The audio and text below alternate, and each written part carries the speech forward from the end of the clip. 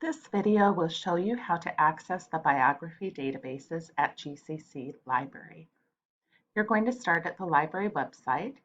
The URL is lib.gccaz.edu,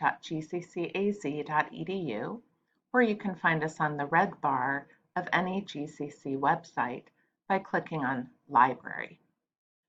We're going to go into the library databases. You can either go in here on the left, or you can click on the icon down below. There are other useful icons down here for you as well. The library databases are organized by subject.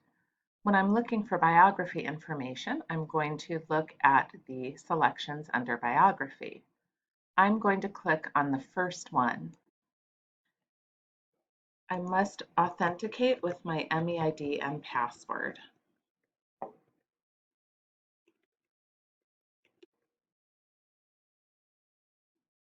And as soon as I connect to the database, I can search for my person either in the big search box here or under People Search. I could also go into the Advanced Search option. I'm going to go into People Search or Person Search. In this example, I'm looking for Shirley Jackson. There are several people with variations of this name, so I want to make sure that I have the American writer. It tells me her birth date and the date that she died. I click on the person that I want, and I see my results at the top of the screen. I could go into any of these results, but I'm going to focus on my 8 biography results. They also show here on the screen. However, the database is only showing me the first 3 of 8 total results. I want to look at everything.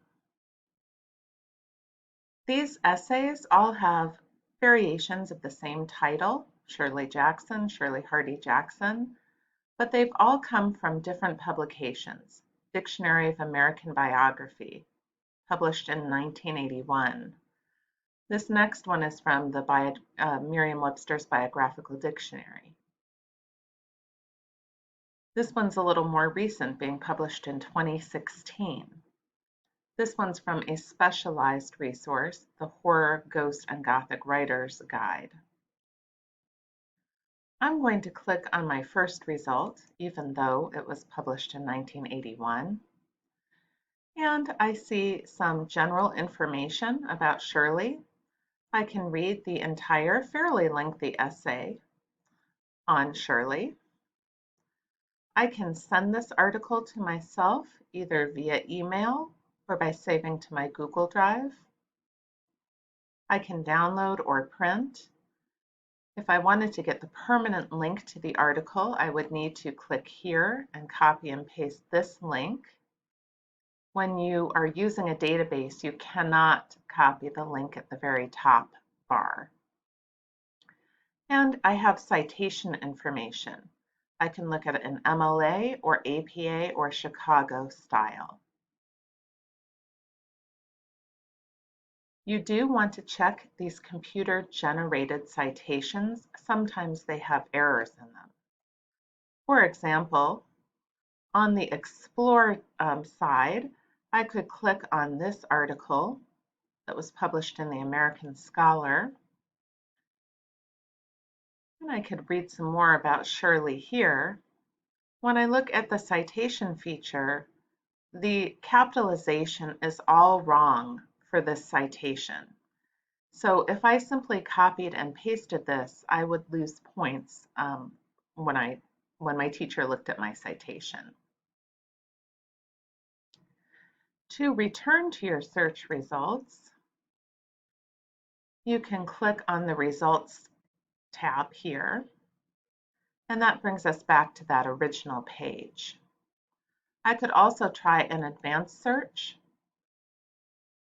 wherein I can put different words, keywords, or subjects in this field. I could put Shirley Jackson's name and say I'm looking for things by or about Shirley Jackson. And then I could add words like feminism, for example. You might have to try several different keywords before you find something useful. In this particular example, I'm pretty confident that all of these results showing here are everything the database has on Shirley Jackson. And in another video, I will show you how to use the literature resources in order to find literary criticism on an author.